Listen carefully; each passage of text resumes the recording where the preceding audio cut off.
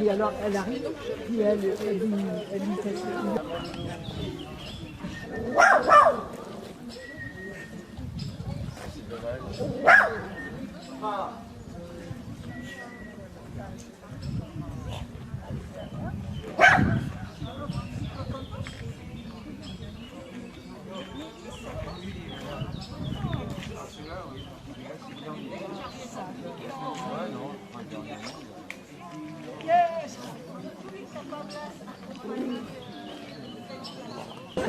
bah oui.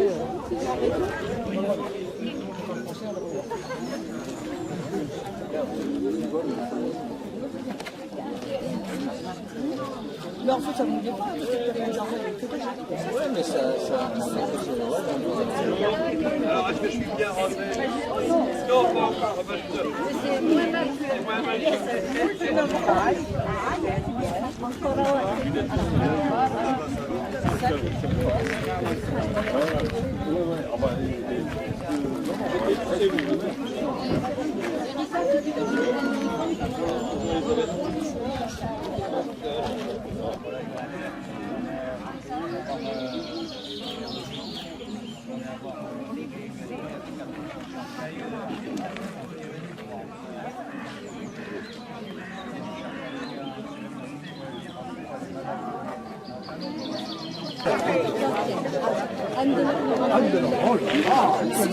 Suzanne Delors.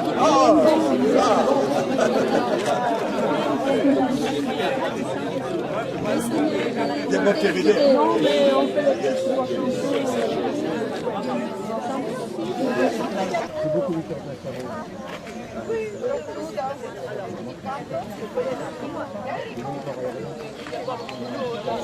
Pour ceux qui s'intéressent à... C'est intéressant. Et si,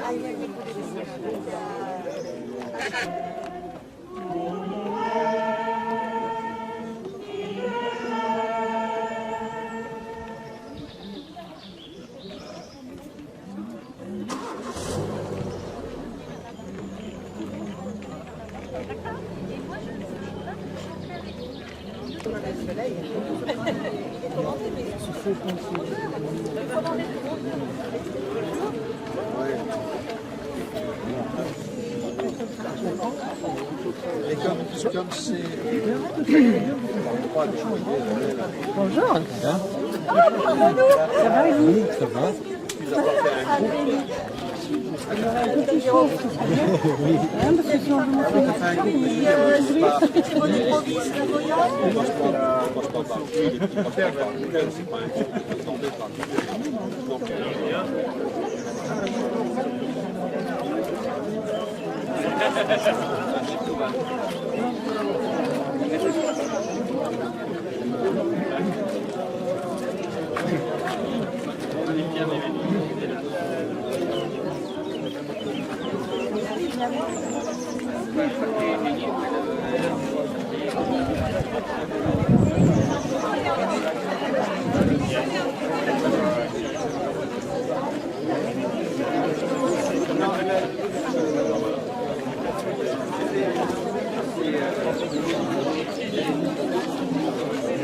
Madame Elisabeth Ledru, présidente de l'association Espéranto de Vannes, Mesdames et Messieurs les membres des clubs Espéranto de Bretagne, Mesdames et Messieurs les riverains de la rue Zamenhof, Mesdames et Messieurs les élus, chers amis, bonne Venon dans la nouvelle allée du docteur Zamenhof. Je ne sais pas si on dit bonne Venon. Yes. Puis bonne prononciation. Merci. L'inauguration d'une nouvelle voie est toujours un moment important pour un maire. C'est le reflet d'une ville vivante, toujours en mouvement. C'est le cas à Vannes, qui plus est dans un quartier comme Beaupré-la-Lande, en plein développement et qui accueille chaque année de nouveaux habitants. Une création de rue, c'est aussi l'occasion de rendre hommage à une figure marquante de notre histoire commune. Et le docteur Zamenhof a laissé une trace indélébile dans l'histoire européenne. La création d'une langue internationale, l'espéranto. Dans un contexte global de tension entre les nations, le message d'universalité porté par l'espéranto de docteur Zamenhof a un écho tout particulier aujourd'hui. Merci Monsieur le Président, merci Madame la Présidente pour votre présence et celle des membres des différents clubs bretons espérantistes qui pratiquent cette langue et la font vivre encore au XXIe siècle. Le fait d'inaugurer cette voie à Beaupré-la-Lande est d'autant plus fort que la plupart des noms des rues de quartier célèbrent la mémoire d'auteurs majeurs de la littérature française. La Fontaine, Rabelais, Molière, Racine, Pascal. Vient désormais s'ajouter le nom de Louis-Lazare Zamenhof, ce médecin polonais qui avait eu un rêve, rassembler les peuples déchirés de l'Europe au début du XXe siècle.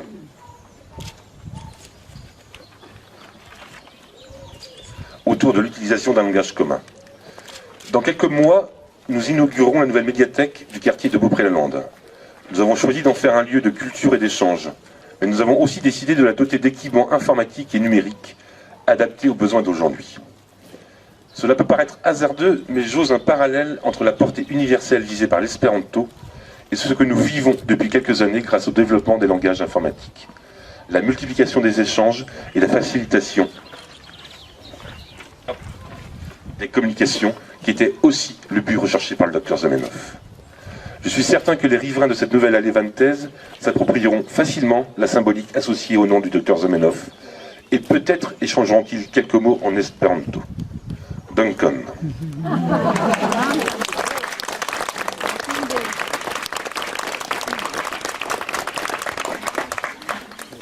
Salutone kai bonvenon al ciui. Bonjour et bienvenue à tous. Rassurez-vous, je ne vais pas parler en espéranto, pour ceux qui ne comprennent pas. Par un hasard dont la vie a le secret, l'hommage que nous rendons aujourd'hui à la langue espéranto fait suite à une actualité récente, la panthéonisation de Jean Zay. En 1938, Jean Zay, alors ministre de l'Éducation, avait publié une circulaire favorisant les cours facultatifs d'espéranto dans les établissements scolaires. Et ceux qui ont regardé la cérémonie du 27 mai au Panthéon ont d'ailleurs pu apercevoir des banderoles espéranto et merci Jean Zay. Plus modestement, en tant que présidente de l'association Espérantovan, je dis à monsieur David Robot, pour l'attribution de cette allée Zamenhof, merci monsieur le maire.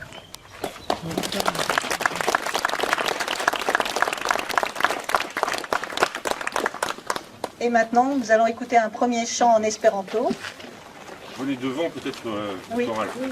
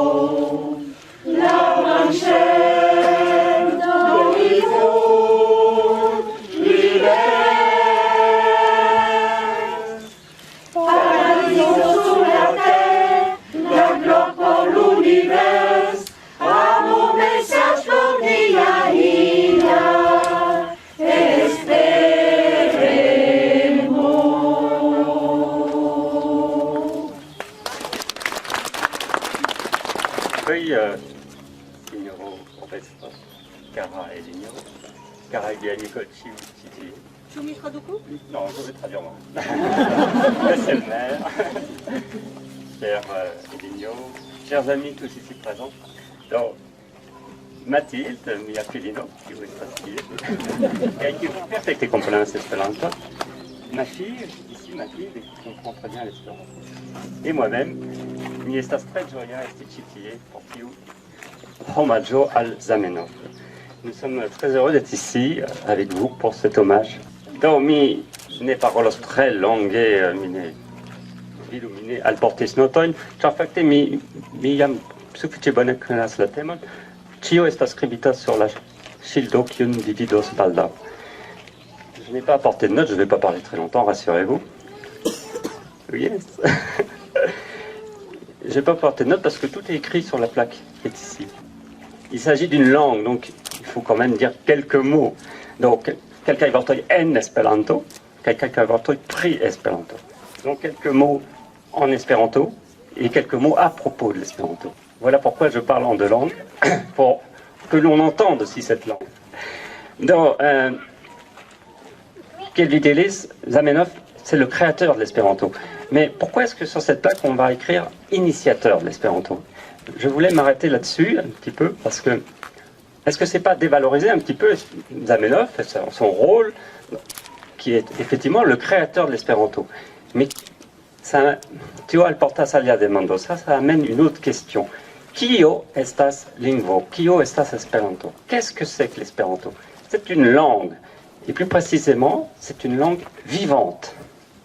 Et en tant que langue vivante, Zamenhof n'en est pas le seul créateur. Toutes les personnes qui parlent l'espéranto sont un peu co-créateurs de l'espéranto. Et vous tous ici, qui parlez espéranto, ou qui le comprenez, ou qui l'entendez, eh bien vous êtes aussi co-créateurs de l'espéranto.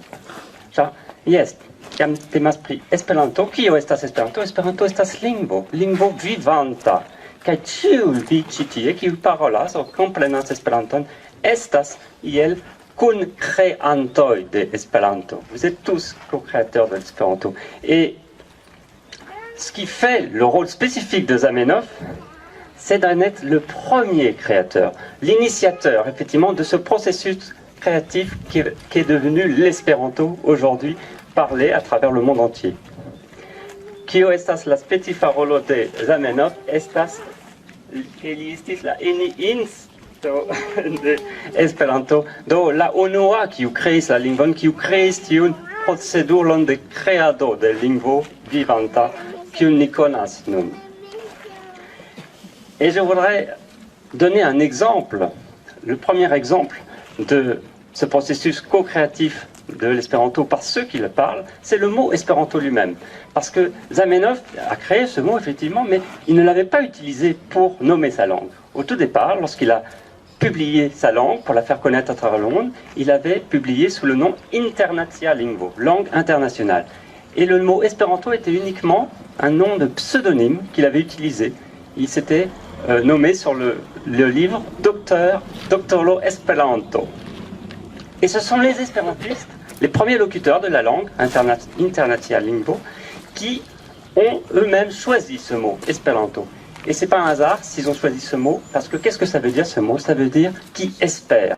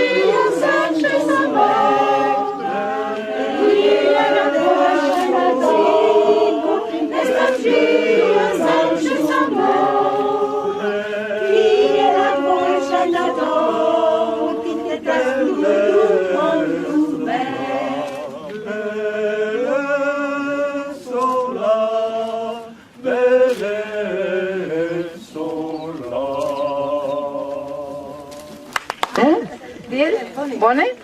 No, uno mi bolas.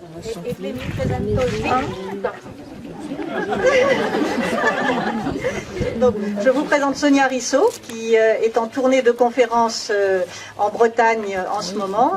Donc, tous les ans, nous recevons une étrangère espérantiste. Cette année, donc, c'est une Uruguayenne qui vit à Montevideo. Donc, je lui passe la parole et je traduirai. Danko.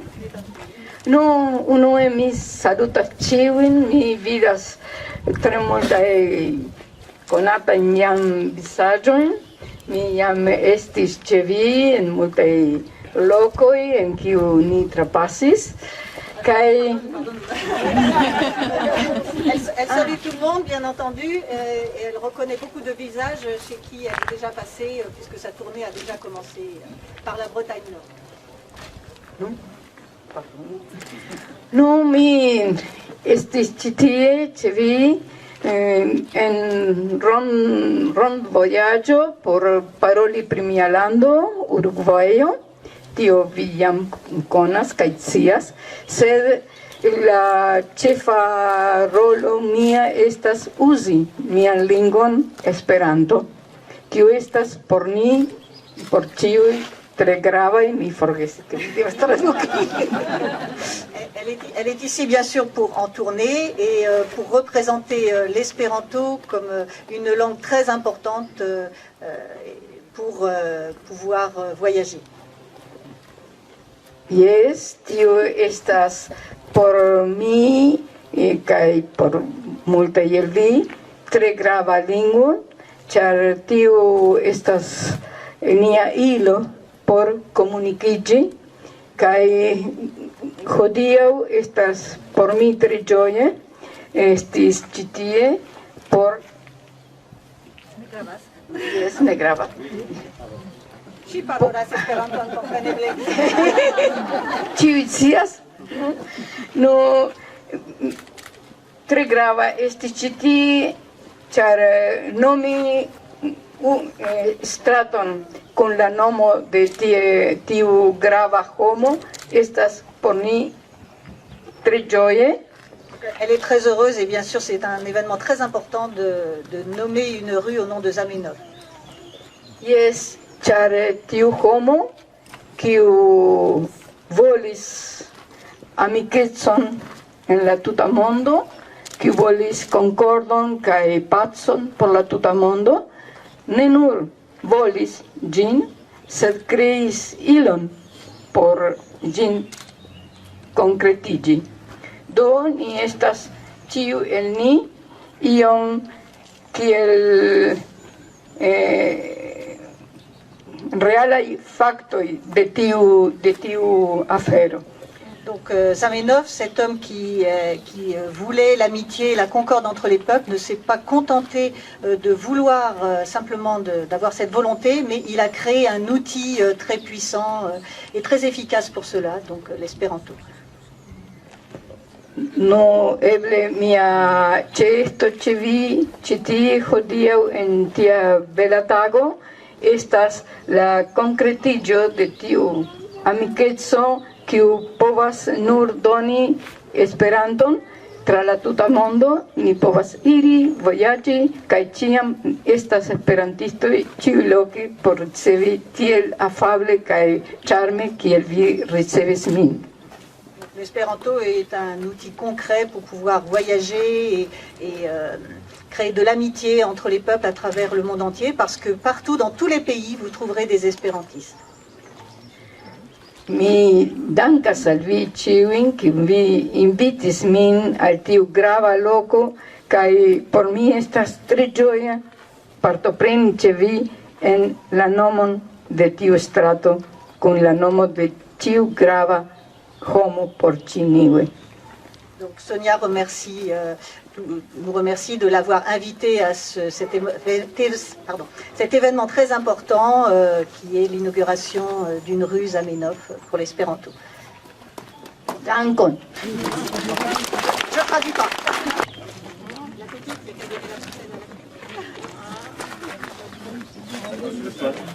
Allez, 1, 2, 3. Ah, c'est la bonne place.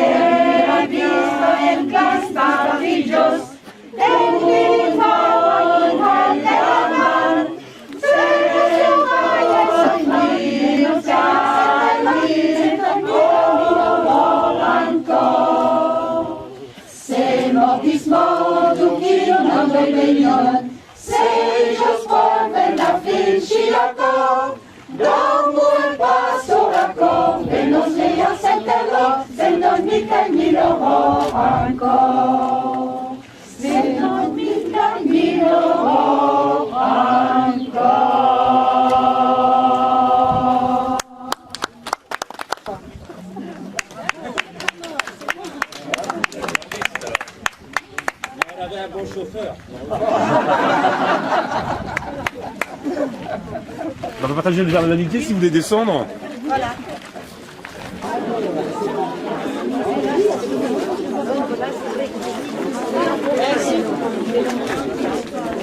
Descendez, descendez.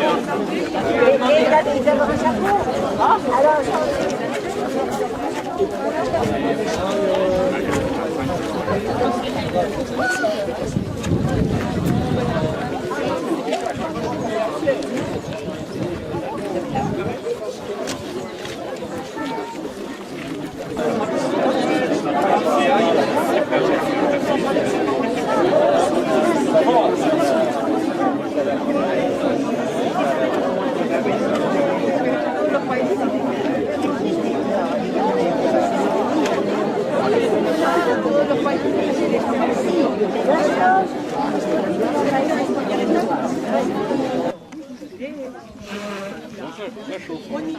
My was spending out on net, on net.